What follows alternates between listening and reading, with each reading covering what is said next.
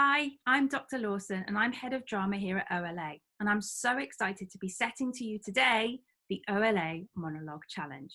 At OLA, we love our drama. And some of our previous plays have included Christmas Carol, Little Shop of Horrors, Romeo and Juliet, Hairspray, and this year we performed the fantastic musical Grease.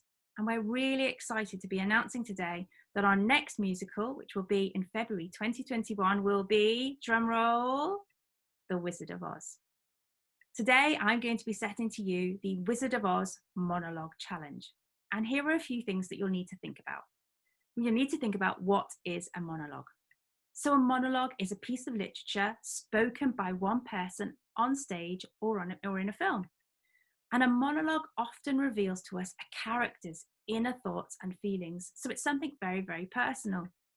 A monologue is written in the first person, meaning that the speaker uses I when they talk. And a monologue is often very, very powerful and memorable for an audience. And it'll be your job as actors to make it memorable and powerful for our audience. So, what do you as an actor need to think about when performing a monologue? You'll need to think about characterization, which sounds a bit of a scary word, but it basically means how a character is constructed in a piece of literature. You'll need to think about your voice, your vocal skills, and that's the way that you can use your voice on stage. And you'll need to think about your body. We call this our physical skills. You'll need to think about the techniques and ways that you'll use these skills on stage. So let's think more about characterization. So there are things that we can decipher about the character to help us when we perform. So we need to look at the story. We need to look at what things have happened to a character that might influence their mood and personality. We need to think about their personality and what clues we are given in the text about them. Are they quiet? Are they shy? Are they loud? Are they confident? Are they sad? Or are they happy? We also need to think about the setting, so where the character is when they are speaking and how that might influence them. And all of these elements will influence how you, as an actor, use your voice and body to bring the character to life when you undertake our monologue challenge. So let's think about some of the key characters in The Wizard of Oz. So here is lovely Dorothy. And in this speech here, which I'll let you read yourself, it's at the end of the story where she has returned from Oz back to her aunt and uncle in Kansas. And she says the very, very famous lines, there's no place like home. And there are a few things that we can decipher about Dorothy's character. We know that she's a young girl who lives with her aunt and uncle in Kansas. We know that she has traveled to Oz in a tornado, and she travels in a house, doesn't she? And it lands on the sister of the Wicked Witch of the West, which because of that, she creates a great enemy in her. And she wants to get home, poor Dorothy. And her whole mission is to follow the yellow brick road to Oz to ask the wizard for his help to get home. And of course, she meets some friends along the way. She's a very brave and determined character, and with a strong sense about the importance of friendship. And at the end of the play, we see her very sad goodbyes to the Cowardly Lion, the Tin Man, and the Scarecrow as she makes her way back to Kansas. Our second character that we're going to look at is the Cowardly Lion. And in this section here, he talks about courage, and it's the thing he wants the most. And throughout the play, he does realize that in fact, he has more courage than he thinks he has. So things that might influence you as an actor, if you were to perform this, is that he is a lion, and that might influence your physical and vocal choices. How can you bring that lion to life on stage? And when he first meets Dorothy, he is very nervous, and he's even scared of his own tail. He wants to be brave, and that's his big mission, to go to the Wizard of Oz and ask for the gift of courage. And throughout the journey, he learns that he isn't actually a coward. And in fact, he is incredibly brave as he helps Dorothy along the way. And he proves to himself that he does have courage by acting bravely in the face of danger. And he's very brave indeed when confronted with the Wicked Witch of the West. And our third character we're going to look at is the Scarecrow. And the Scarecrow, we meet him first near the beginning of the story when Dorothy leaves Munchkinland on her way to Oz along the yellow brick road. And she doesn't know where she's going, And the Scarecrow is really helpful in advising her which way to go.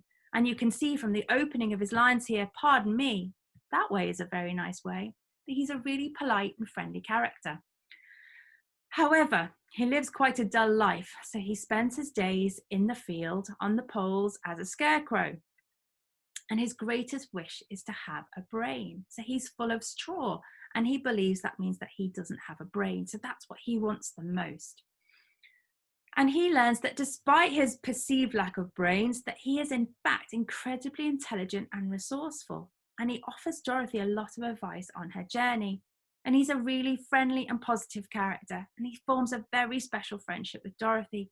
And at the end of the story, when she makes her way back to Kansas, she says goodbye to the Scarecrow and says, I think I'm going to miss you the most. So we've got our three characters, and now you need to think about how you can bring them to life. So you need to think about your voice, your vocal skills, and you need to think about something what we call pitch, which is how high or how low you're going to speak. You need to think about pace, and that's the speed at which we speak.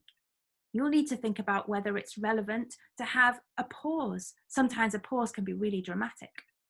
You need to think about the tone of your voice, and that's a fancy word for mood. So are you going to be happy or sad? And think back to characterization. Think back to what's happening to your character at that moment and how that might influence how you perform. Think about the volume, whether your character is going to be very quiet or whether they're going to be very, very loud. And think about the accent. So how can you convey a character's naturalistic speaking voice? So Dorothy in A Wizard of Oz is from Kansas in America. Might you want to speak with an American accent? That's up to you. And we need to think about emphasis, because sometimes it's really good to place emphasis, which is a stress on an important word. So that's voice. You also need to think about how you're going to use your body in your monologue. So you need to think about your body language. You need to think about your posture. Are you going to be slouched or are you going to be upright? And it needs to be relevant to the character that you're performing. You need to think about your hand gestures. Are you going to use them and how?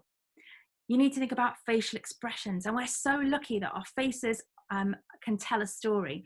And they can tell a story through how we use our eyes, our eyebrows, and our mouth. And that can put a lot of information across to the audience about a character.